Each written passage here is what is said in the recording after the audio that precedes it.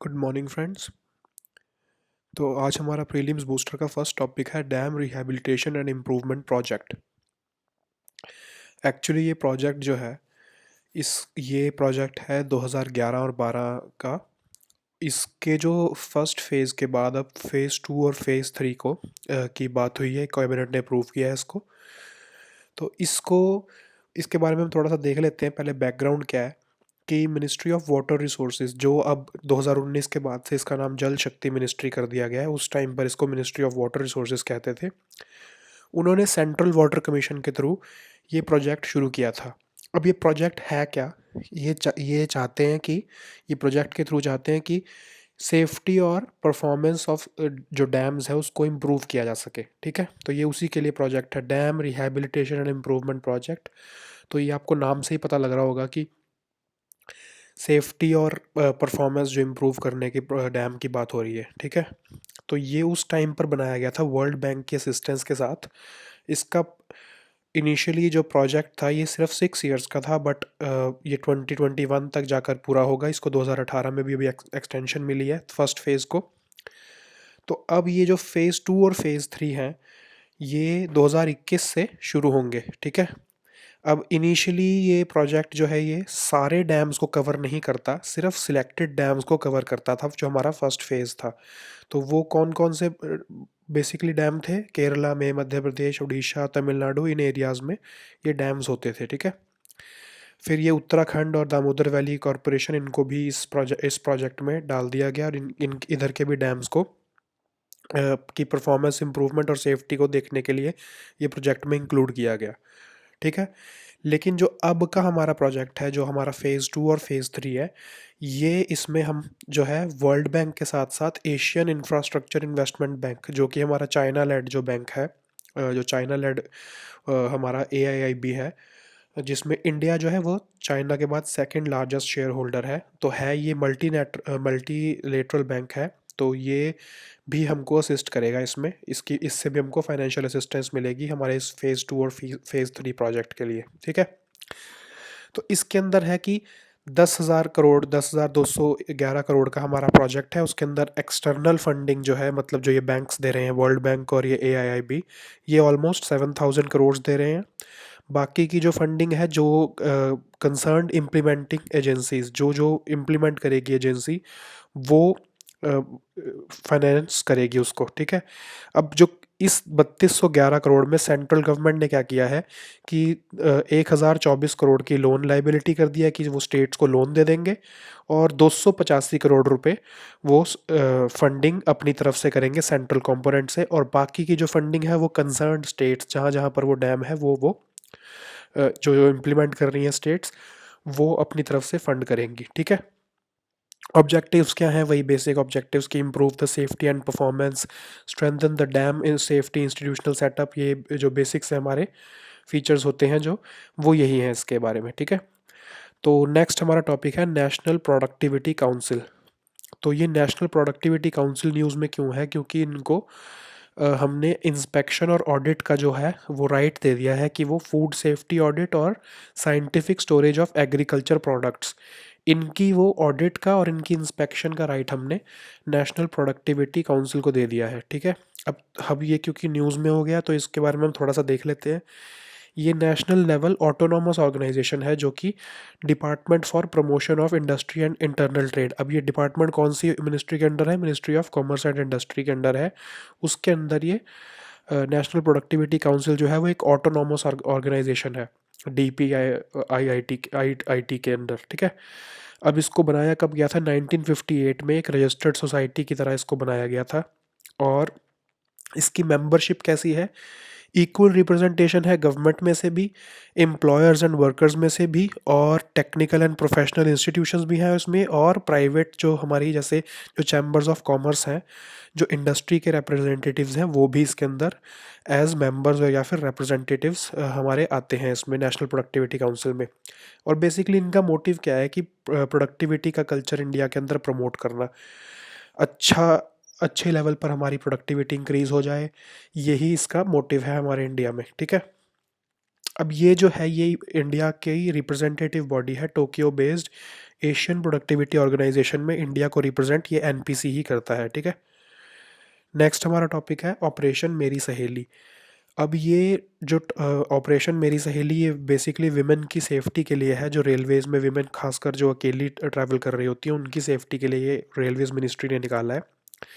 और ये पहले सिर्फ सदर्न ईस्टर्न रेलवेज़ ने निकाला था प्रोजेक्ट ये लास्ट मंथ सितंबर में, लेकिन इसको अब सारे के सारे जोन्स में एक्सटेंड कर दिया है मिनिस्ट्री ऑफ रेलवेज़ ने, क्योंकि इसके अच्छे रिस्पांस आया है। विमेन को अच्छा रिस्पांस दिया कि उन्हें अच्छा सेफ फील होने लगा है रेलवेज़ में ट्रैवल करते हुए। तो रेलवेज़ ने डिसाइड किया कि इसको सारे जोन्स में अक्रॉस द इंडियन रेलवेज़ इसको एक्सटेंड कर दिया जाए, ठीक है। तो इसमें प्रोजेक्ट में होगा क्या कि रेलवेज़ प्रोटेक्शन फोर्स, जो हमारी वहाँ रेलवे पुलिस होती है एक तरह से, वो लेडी के साथ इंटरेक्ट करेंगे जो खासकर जो अकेली ट्रैवल कर रहे हैं, और उनको बताएंगे कि अगर आपको कोई भी प्रॉब्लम हो तो आप 182 नंबर डायल करें और हमको इन्फॉर्म करें। और बेसिकली उसके बाद भी वो एक तरह से अनऑब्ट्रूसिव वॉच, मतलब कि अनऑब्ट्रूसिव मतलब कि ध्यान से और मतलब सीक्रेटली उनके ऊपर वॉच रखेंगे कि कहीं उनको कोई तकलीफ़ तो नहीं आ रही। मतलब उनकी पर्सनल प्राइवेट स्पेस को वो इंटरफेयर नहीं करेंगे, बट फिर भी वो दूर से ध्यान रखेंगे कि लेडी को कोई तकलीफ़ तो नहीं आ रही, या कोई वो सेफ़ है कि नहीं, मतलब जहाँ पर भी उनकी सीट है, ठीक है। और at the end of the journey उनसे फीडबैक लिया जाएगा कि क्या आपको हमारी ये सर्विस ठीक लगी, या आप सेफ फील कर रही थी ट्रेन में या नहीं, ठीक है। ये प्रोजेक्ट जो है बेसिकली अब इसको all over India Indian Railways ने एक्सटेंड कर दिया है, ठीक है।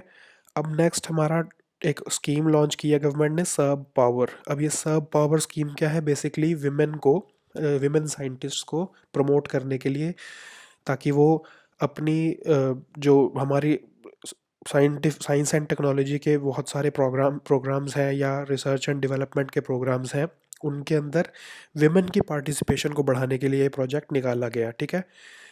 इसके अंदर दो चीज़ें होंगी, एक तो फेलोशिप प्रोग्राम और दूसरा रिसर्च ग्रांट्स। अब फेलोशिप प्रोग्राम के अंदर क्या होगा कि टारगेट कौन है उनके, 35 से 55 ईयर्स एज ग्रुप की जो विमेन है उनको 25 से लेके 75 तक के बीच में फेलोशिप्स मिलेंगी। या तो 25 टोटल फेलोशिप्स होंगी, या फिर मिनिमम 25 होंगी, या मैक्सिमम 75 हो सकती हैं, जिसमें उनको 15,000 पर मंथ और ये बेसिक एमोल्यूमेंट्स मिलेंगे, जो मतलब फाइनेंशियल असिस्टेंस एक तरह से मिलेगी, सपोर्ट मिलेगा, और इसका ड्यूरेशन 3 इयर्स की होगी, ठीक है। जो तो हमारा रिसर्च ग्रांट्स का हमारा जो इसका कंपोनेंट है, उसमें लेवल 1 मतलब जो सेंट्रल हमारी इंस्टीट्यूशंस होंगे, जैसे आईआईटी, आईआईएससीआर, आईआईएससी, ये जो एनआईटी या सेंट्रल यूनिवर्सिटीज़ वाले होते हैं, उसमें तो 60 लाख रुपीज़ तक की फंडिंग मिलेगी, रिसर्च ग्रांट मिलेगी विमेन को, साइंटिस्ट को 3 साल तक। लेवल 2 वाले कौन से होंगे, जो स्टेट यूनिवर्सिटीज़ या कॉलेजेस या प्राइवेट एकेडमिक इंस्टीट्यूशंस में विमेन साइंटिस्ट हैं, उनको 30 लाख तक की फंडिंग्स 3 ईयर्स तक मिलेंगी, ठीक है। इसका वही बेसिक सा आइडिया है कि विमेन को हम एक कल्टीवेट करना चाहते हैं कि विमेन में भी रिसर्च का एक जो कल्चर है वो कल्टीवेट हो जाए, और विमेन भी बहुत ज़्यादा रिसर्च इंस्टीट्यूशंस में पार्टिसिपेट करें और साइंटिफिक डेवलपमेंट में इंडिया की अपना हाथ बढ़ाएं, ठीक है। अब नेक्स्ट टॉपिक है annual state of education report. अब ये रिपोर्ट जो है बेसिकली आप याद रखना सबसे पहले तो कि इसमें गवर्नमेंट का कोई रोल नहीं है, गवर्नमेंट मिनिस्ट्री ऑफ एजुकेशन इसको नहीं निकालती, इसको एक एनजीओ निकालता है, प्रथम एनजीओ प्रथम इसको निकाल रहा है। पिछले 15 साल से 2005 में पहली रिपोर्ट निकली थी ये। और ये बेसिकली करते क्या हैं कि ये रीडिंग और अरिथमेटिक स्किल्स हमारे जो स्कूल गोइंग चिल्ड्रन हैं उनमें ये चेक करते हैं कि किस तरह से वो पढ़ सकते हैं, पढ़ने की उनकी एबिलिटी क्या है, और हमारी स्टेट ऑफ एजुकेशन जो है स्कूल एजुकेशन खासकर, वो किस तरह की है इस टाइम पर। हर साल ये स्टडी करता है एनजीओ प्रथम इस रिपोर्ट के थ्रू, ठीक है। अब इस रिपोर्ट में कुछ चीज़ें जो हैं, जो फाइंडिंग्स हैं इस सर्वे की, कि 20% जो रूरल चिल्ड्रन है उनके पास कोई टेक्स्ट बुक्स नहीं है। अब ये जो सर्वे हो रहा है ये एक तरह से खासकर कोरोना वायरस लॉकडाउन के टाइम पर हो रहा है, कि जब स्कूल्स बंद हैं, तो ये इन्होंने देखा कि 20% रूरल चिल्ड्रन के पास आजकल तो घर पे बुक्स हैं ही नहीं, पहुंची ही नहीं उनको। जो इवन जो गवर्नमेंट उनको बुक्स प्रोवाइड करवाती है, वो उन्हें नहीं मिली है, इसका मतलब, ठीक है। अब सबसे ज़्यादा जो प्रॉब्लम है वो आंध्र प्रदेश में है, कि सिर्फ मतलब इवन 35% से भी कम बच्चों के पास टेक्स्ट बुक्स पहुंची हैं। ऐसा ही 60% बच्चों के पास राजस्थान में ऐसे ऐसे बेसिक आंकड़े दिए गए हैं, ठीक है। और 1 in 3 रूरल चिल्ड्रन कोई भी लर्निंग एक्टिविटी नहीं कर रहे हैं जब ये सर्वे हुआ। जब ये सर्वे कब हो रहा है, सितंबर में इसको सर्वे को किया गया। तो जिस वीक में ये सर्वे किया जा रहा था, तो उन्होंने देखा कि उनके पास 1 in 3 रूरल चिल्ड्रन के पास कोई भी लर्निंग एक्टिविटी नहीं थी उस हफ्ते के टाइम के बीच में, ठीक है। और उसमें 2 and 3 जो थे उनके पास कोई लर्निंग मटेरियल भी नहीं था। उनके पास तो उनकी तो 1 in 3 जो है उनकी तो कोई लर्निंग एक्टिविटी थी ही नहीं, और 2 and 3 के पास कोई लर्निंग मटेरियल नहीं था, ठीक है। और 5.3% रूरल चिल्ड्रन जो हैं वो इस बार स्कूल में एनरोल ही नहीं हुए। कौन सी एज के ग्रुप के, 6 से 10 ईयर्स के बीच में के जो बच्चे हैं। लेकिन एक अच्छा आंकड़ा क्या है कि 15 से 16 साल के बच्चों के बीच में का जो ग्रुप है उसमें एनरोलमेंट लेवल्स जो हैं वो हायर आए हैं एज़ कम्पेयर टू 2018, ठीक है। अब एक और अच्छा आंकड़ा क्या आया है, खासकर कि अभी क्योंकि लॉकडाउन का पीरियड है, स्कूल्स चल नहीं रहे हैं, तो लोगों के पास, जो बच्चों के पास, उन्होंने देखा कि पहले 36% रूरल हाउस होल्ड्स के पास, और ख़ासकर जो स्कूल गोइंग चिल्ड्रन थे वहाँ के, उनके पास स्मार्टफ़ोन 2018 में सिर्फ 36% रूरल स्कूल चिल्ड्रन के पास था। लेकिन अब ये फिगर जो है वो 62% आ गई है, क्योंकि ये लॉकडाउन में चल रहा है तो वो घर पर ही स्मार्टफोन से पढ़ रहे हैं, ठीक है। और सबसे ज़्यादा व्हाट्सएप का यूज़ किया जा रहा है लर्निंग मटेरियल को स्टूडेंट्स को ट्रांसफ़र करने में। ऑलमोस्ट 75% ऑफ स्टूडेंट्स जो थे वो लर्निंग मटेरियल व्हाट्सएप के थ्रू ही रिसीव कर रहे हैं, ठीक है। और ये जैसा मैंने आपको बताया था कि एनजीओ प्रथम इसको कराता है, 15 साल से पिछले करा रहा है इसको। इसमें मिनिस्ट्री ऑफ एजुकेशन का कोई रोल नहीं है, ना डिपार्टमेंट ऑफ स्कूल एजुकेशन का, ना ही डिपार्टमेंट ऑफ हायर एजुकेशन का, तो ये आप याद रखना, ठीक है। अब नेक्स्ट टॉपिक हमारा है वाटर ऑन द मून। अब बेसिकली ये क्या है कि आपने कई बार सुना होगा कि मून पे वाटर मिला है, ये हर बार जब न्यूज़ में रहता है, तो ऐसा इस बार क्या डिफरेंट है इसमें। बेसिकली पहले जितनी भी हमारी स्टडीज़ हुई हैं उसमें, इवन हमारे चंद्रयान 1 मिशन ने भी जब वाटर वहाँ पर फाइंड किया था, तो H2O, जिसको हम वाटर को हम अर्थ पे हम H2O कहते हैं ना, कि हाइड्रोजन के 2 एटम्स और ऑक्सीजन का एक एटम। बट जो मून पर हमें मिला था वो हाइड्रोक्सिल मिला था, ठीक है, जिसमें एक ऑक्सीजन का एटम और एक हाइड्रोजन का एटम था। तो पहले ये सिर्फ इतना ही हमारी फाइंडिंग्स थी, लेकिन अभी इस बार सोफिया, जो कि एक बोइंग का जेटलाइनर है, उसने वेवलेंथ से ये पता किया है कि वाटर मॉलिक्यूल्स जो है वहाँ पर मून पर उनको मिले हैं। तो प्रॉपर H2O जो हमारा अर्थ वाला पानी है, जिसको हम हाइड्रोजन के 2 एटम्स और ऑक्सीजन कहते हैं, जो हमारा पानी है वो वहाँ पर सदर्न हेमिस्फेयर में मून के क्लेवियस क्रेटर पर मिला है, ठीक है। अब ये पानी बना कैसे है, बेसिकली कैसे बना होगा वहाँ पर मून में, तो साइंटिस्ट कह रहे हैं या तो ऐसा हो सकता है कि स्पेस रॉक्स कुछ ट्रैवल करके आए और वो मून पर गिरे, उसमें से वो पानी मून पर आ गया, ठीक है। या फिर वो कह रहे हैं कि सन की सोलर विंड ने हाइड्रोजन वहाँ पर पहुँचाई मून के एटमॉस्फेयर के पास, क्योंकि उसका मून का जो एटमॉस्फेयर है वो इतना थिक नहीं है, तो हाइड्रोजन एंटर करी मून के एटमॉस्फेयर में, और वो जब वो मून की सॉइल में जो मिनरल्स के साथ इंटरेक्ट हुई, तो उसने पहले तो हाइड्रोक्सिल बनाया और उसके बाद धीरे धीरे वो ट्रांसफॉर्म होकर वाटर बन गया, ठीक है। अब नेक्स्ट क्या होगा कि सोफिया, वही जो हमारा जो जेटलाइनर है बोइंग का, वो अब और देखेगा कि कहाँ कहाँ पर ये पानी हो सकता है, और मून पे वो ठीक से मूव करेगा और देखेगा कि कहाँ पे पानी और मिल सकता है।